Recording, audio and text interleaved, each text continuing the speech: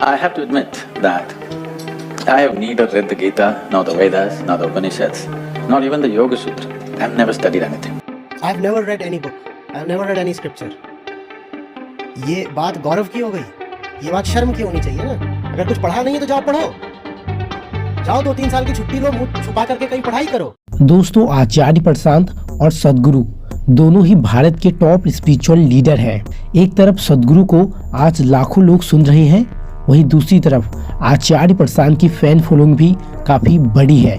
अब दोस्तों, सोचने वाली बात यह है कि ये दोनों ही एक ही डोमेन जो कि है स्पिरिचुअलिटी का प्रचार कर रही है, पर फिर भी इनकी शिक्षाओं में काफी विरोधाभास है। दोस्तों, एक तरफ सदगुरु मिस्टिकल एक्सपीरियंसेस जैसे चक्रा जागरण और दुनियादारी से दूर होने को स्पिरिचुअलिटी में इंक्लूड करते हैं, वहीं आचार्य प्रशांत इन सबको नकारते हुए दुनियादारी में ही बने रहने और वहीं संघर्ष करके सही जीवन जीने की तरफ प्रेरित करते हैं। दोस्तों, अब दोस्तों, अगर डोमेन एक है तो उसकी डेफिनेशन भी इन दोनों में से कोई एक सही होनी चाहिए। यानी कि ये बात तो कंफर्म है कि इन दोनों में से कोई एक लीडर हमें गुमराह करने की कोशिश कर रहा है, और इसी को एक्सप्लोर करने वाले हैं हम आज की अपनी इस वीडियो में। दोस्तों, तो चलिए दोस्तों शुरू करते हैं।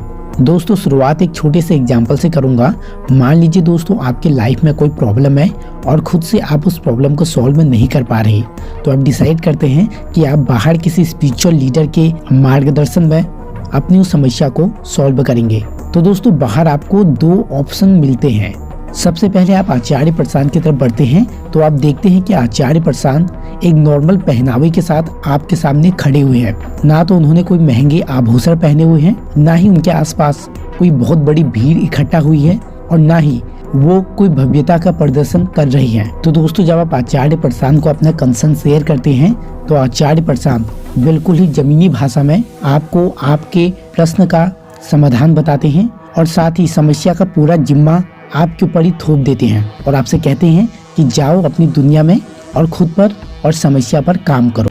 कोई नहीं बैठा है आपका भाग्य विधाता, कोई नहीं आने वाला आपको मुक्ति देने के लिए, कोई नहीं आपसे बाहर खड़ा हुआ है जो आपको हाथ पकड़ करके आसमानों में ले जाए।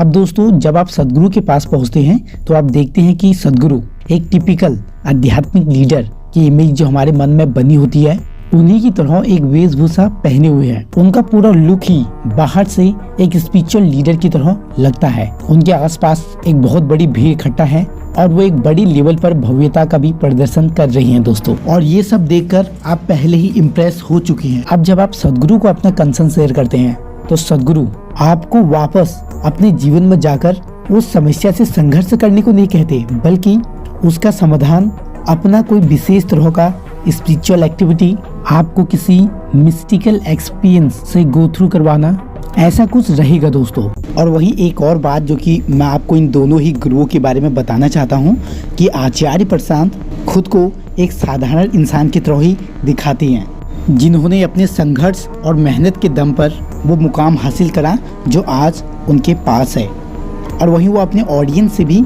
यही करने को कहती हैं। पर वही बात करें सदगुरु की, तो सदगुरु डायरेक्टली इनडायरेक्टली खुद को एक भगवान की तरह दिखाते हैं, और अगर आप इनके जीवन परिचय के बारे में भी पढ़ेंगे तो इनके जीवन में भी काफ़ी ज़्यादा चमत्कारों की बात होगी।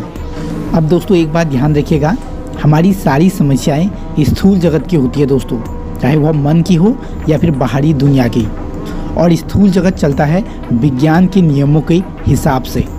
और चमत्कारी बातों की खासियत ये होती है कि आपको जानने पर नहीं बल्कि मानने पर जोर दिया जाता है।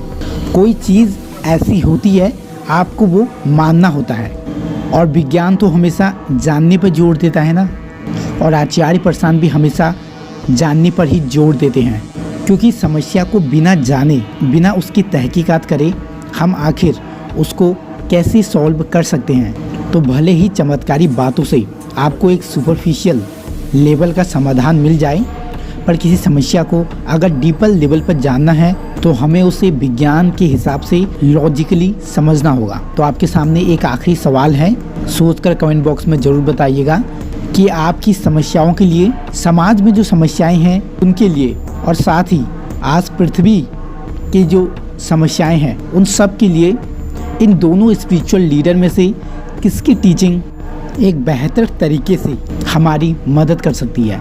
तो दोस्तों, जैसा कि मैंने आपको दोनों ही स्पिरिचुअल लीडर के बारे में बता दिया, अब आप मुझे कमेंट बॉक्स में बताइए कि मेरे द्वारा कही गई बातें आपको कैसी लगी और आप किस स्पिरिचुअल लीडर को सपोर्ट करते हैं।